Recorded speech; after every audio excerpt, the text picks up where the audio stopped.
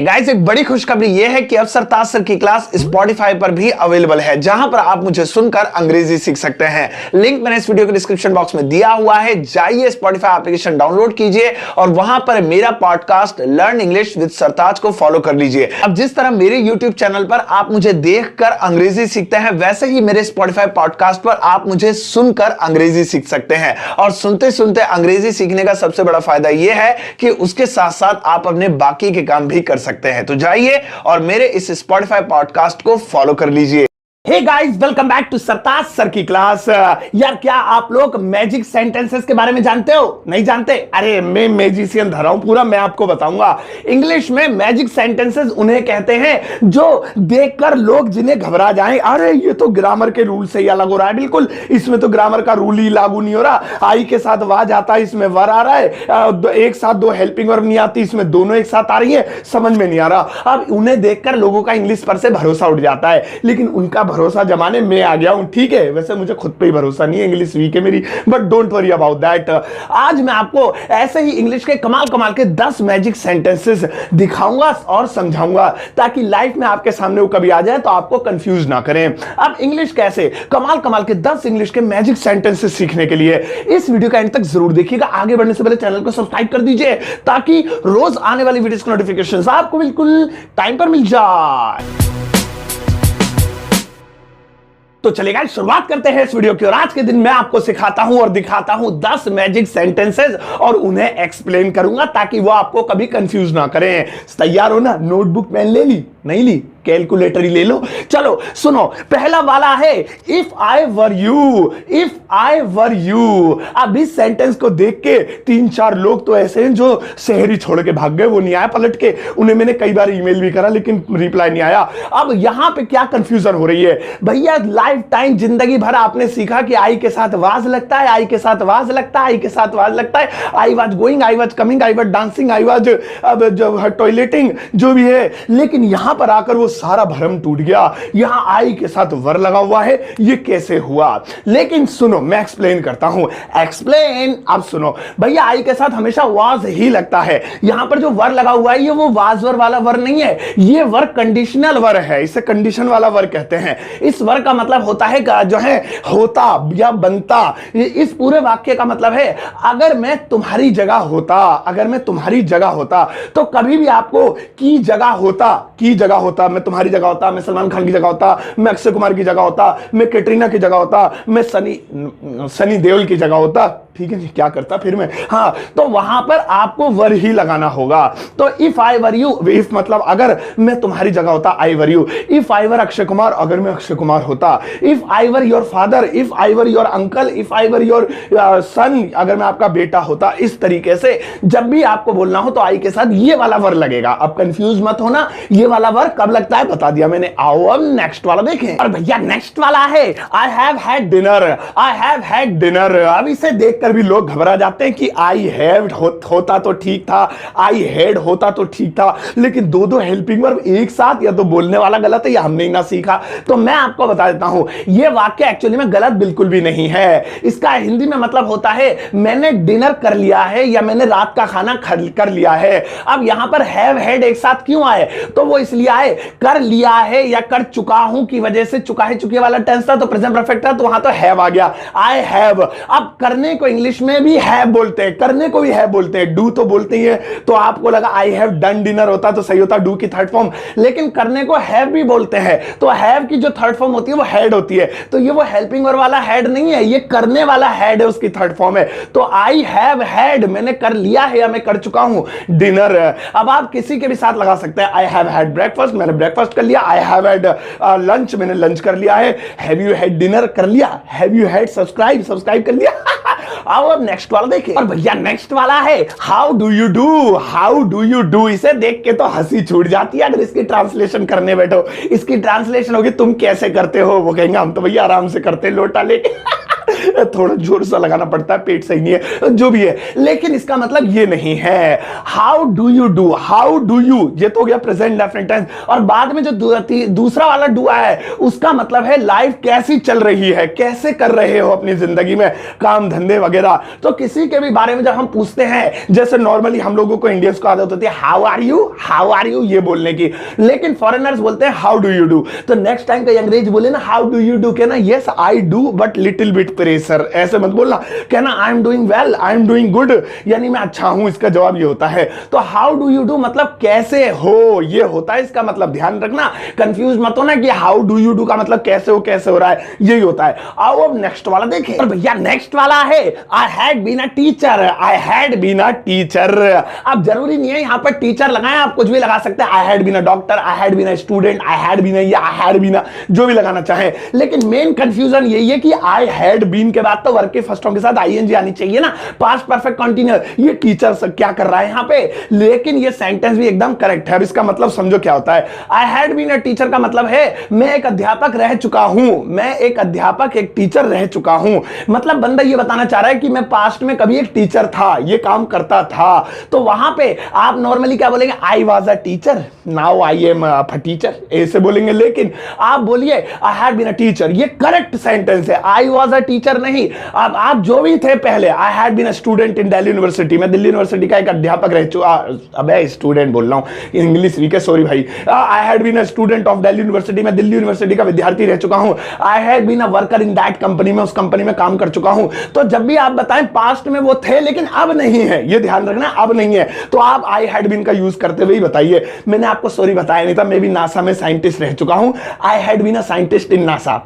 नहीं यकीन हो रहा, ना हो, हम रह चुके हैं तो बता रहे, ना हो। आओ अब तुम नेक्स्ट वाला देखो। और भैया नेक्स्ट वाला है I have been a teacher, I have been a teacher. अभी इससे पहले हैड बीन था, ये हैव बीन है। यहां भी कंफ्यूज लोग कि ये हैड बीन क्यों आया, कि यहां तो हैव आना चाहिए था ना, क्योंकि सॉरी एम आना चाहिए था ना, आई एम अ टीचर, मैं एक अध्यापक हूं। I have been a teacher क्या हो गया, इसका मतलब क्या है, इसका मतलब है मैं एक अध्यापक हूं। लेकिन ये कब बोलते हैं, सुनिए, आई एम अ टीचर, मैं एक अध्यापक हूं, ये भी आप बोल सकते हैं, लेकिन ये जब बोल रहे हैं जब आप किसी को अपने बारे में बता रहे हैं। और ये वाला तब बोल रहे हैं जब आप किसी स्पेशल जगह पर बता रहे हैं कि मैं यहां पर टीचर हूं और बहुत लंबे समय से हूं, एक ड्यूरेशन बता रहे हैं, तो बताएंगे। जैसे आपने उससे सर आप कौन है, मैंने कहा आई एम अ टीचर, भाई मैं टीचर हूं, देख शकल से नहीं डांसर लग रहा हूं क्या मैं, या कॉमेडियन लग रहा हूं, और ये तो हो गया आई एम अ टीचर। लेकिन मैं दिल्ली यूनिवर्सिटी में पढ़ा रहा हूं और आपको भरम काट लिख रहा हूं, मैं वहां टीचर हूं, हाँ वहां पे वहीं सूद दूंगा पकड़ के डंडे से, ज्यादा मत बोलियो।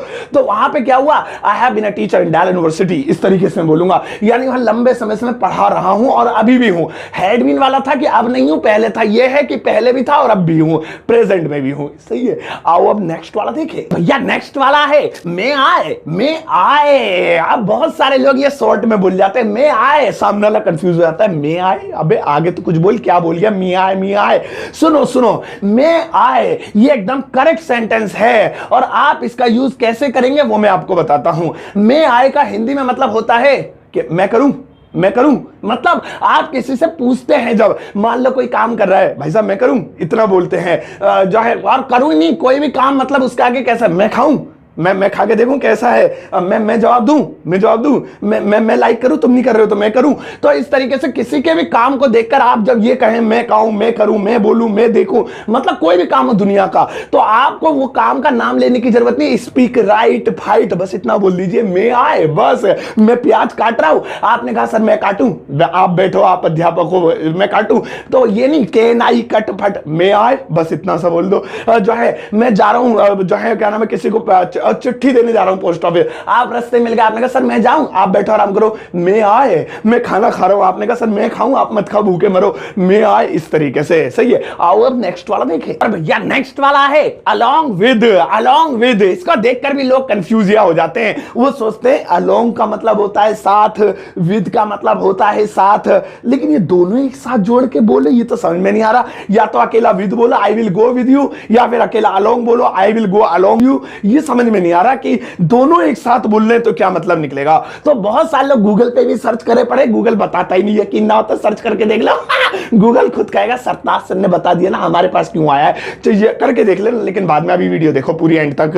अलोंग विद, अगर ये दोनों एक साथ आ जाएं तो सुनो इसका मतलब क्या होगा। अलोंग का मतलब साथ, विद का मतलब साथ, दोनों जुड़ जाए तो के साथ साथ। अब दो बार हो गया के साथ साथ। हाँ, हम अपनी लाइफ में ऐसी बहुत सारी जगहों पे के साथ साथ बोलते हैं। चाय के साथ साथ पत्ती फिरी है, आए हाय कितनी मजे की बात है। ब्रेड के साथ साथ मैंने मक्खन खा लिया, उसके साथ साथ हम भी चले गए। तो जब भी आपको डबल बोलना हो के साथ साथ तो आप अलोंग विद बोल दीजिए। सही है। He sent a gift along with the letter, उसने लेटर के साथ साथ एक गिफ्ट भी भेज दिया। तो ये होता है। आओ अब नेक्स्ट वाला देखिए। और भैया नेक्स्ट वाला है हाउस यू, हाउस यू। अब इसमें कंफ्यूजन क्या है सुनो। हाउ इज यू, ये शॉर्ट में हाउ इज यू को बोलते हैं हाउस यू।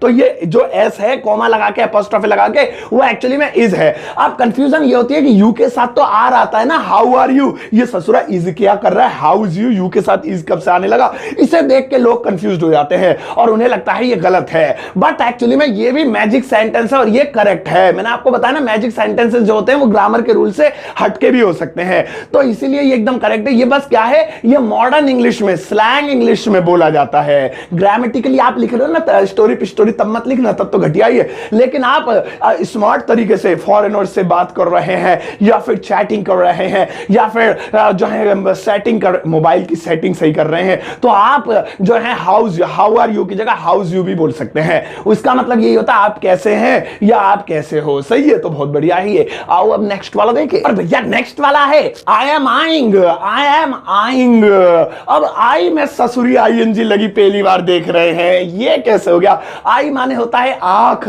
लेकिन क्या आपने कभी आई में आईएनजी लगाया है? नहीं लगाया, अब लगाना मेरी वीडियो देख के। और मैं आपको बताता हूं कि ऐसा सेंटेंस एक्चुअली में होता है। आई एम आइंग का मतलब होता है मैं तुम्हें देख रहा हूं, लेकिन ये नॉर्मल देख रहा नहीं है, मतलब नजर बनाए रखना, किसी को देखते रहना, उस पे उसकी निगरानी करते रहना, उसकी जासूसी सीआईडी सीबीयू करते रहना।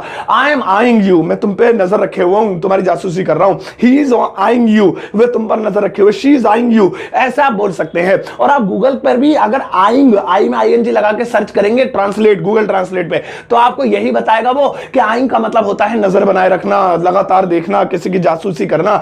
आइंग यू, तो आप नेक्स्ट टाइम व्हाट्सएप पे बोल दीजिए आई एम आइंग यू। भाई साहब सामने वाली है वाला घबरा जाएगा कैसी इंग्लिश है इसकी, बट ये सही है, मैजिक सेंटेंस है। आओ अब नेक्स्ट वाला देखिए। और भैया नेक्स्ट वाला है I am standing, I am standing. अब आप कहेंगे इसमें क्या गड़बड़ है, ये तो सही लग रहा है देखने में। आई के साथ एम, एम के साथ आईएनजी लगती है, प्रेजेंट कंटीन्यूअस टेंस है, रहाई रही है, तो स्टैंडिंग हो गया। लेकिन आपको इसमें मैजिक जब समझ आएगा जब आप इसकी हिंदी सुनोगे। सुनो, आई एम स्टैंडिंग का मतलब होता है मैं खड़ा हूं, मैं खड़ा हुआ हूं। अब मैं खड़ा हूं या मैं खड़ा हुआ हूं तो ग्रामर के हिसाब से प्रेजेंट का परफेक्ट हुआ, तो ये आईएनजी कैसे लग गई। आई एम स्टैंडिंग तो होता है ना रहाई रही है वाला, जबकि मैं खड़ा हूं में रहाई रही है तो कहीं आ ही नहीं रहा। यही मैजिक है। तीन वर्ड्स ऐसे हैं, एक बैठना, एक लेटना और एक खड़े होना। स्टैंडिंग, लाइंग और क्या बैठने क्या कहते हैं, सिटिंग। उसमें जब भी आप बनाए मैं बैठा हुआ हूं, मैं लेटा हुआ हूं, मैं खड़ा हुआ हूं, आप आईएनजी में ही बनाएंगे। सो आई एम स्टैंडिंग, मैं खड़ा हुआ हूं। आई एम सिटिंग, मैं बैठा हुआ हूं। आई एम लेइंग या आई एम लाइंग, मैं लेटा हुआ हूं। और था के लिए आई वाज हो जाएगा, I was standing, I was dancing, इस तरीके से। तो जब भी बोलना हो मैं खड़ा हुआ हूं, आई एम स्टैंडिंग, मैं बैठा हुआ हूं, आई एम सिटिंग, इस तरीके से आप बोल सकते हैं। झाड़ो, हटो, हट। चलो अब आपके लिए एक यू वर्क है, यानी कि एक होमवर्क है। लगाओ मैडम जल्दी से, झल्लाई हुई है मैडम भी आज। ये रहे भैया 3 सेंटेंसेस और ये तीनों आपको ट्रांसलेट करने हैं उसी आधार पे जिस पे मैंने वीडियो बनाई है। इसी में से आपको इसका आंसर भी मिल जाएगा। इसको इंग्लिश में बनाने के बाद आपको इस वीडियो कमेंट सेक्शन में जाकर पोस्ट कर देना है। मैं आपके होमवर्क को अपना दिल दे के आऊंगा और साथ ही साथ एक दूसरे के होमवर्क को भी हर्ट देना। हर्ट तो तुम दे नहीं सकते, लाइक देना। हर्ट तो सिर्फ वही दे सकता ना, यूट्यूबर जिसकी वीडियो है। तो सही है, जाओ अब बनाओ। नहीं रुको रुको रुको, अब जाओ इस वीडियो को सबके साथ शेयर करना, फेसबुक व्हाट्सएप स्टेटस पे लगा देना, ग्रुप तो वहां पे लिंक प्लीज शेयर कर देना। और इस वीडियो को आपको कितना प्यार आया ये वीडियो कमेंट बॉक्स में जाके बोल देना। जाते जाते एक प्यारा सा लाइक देकर जाना।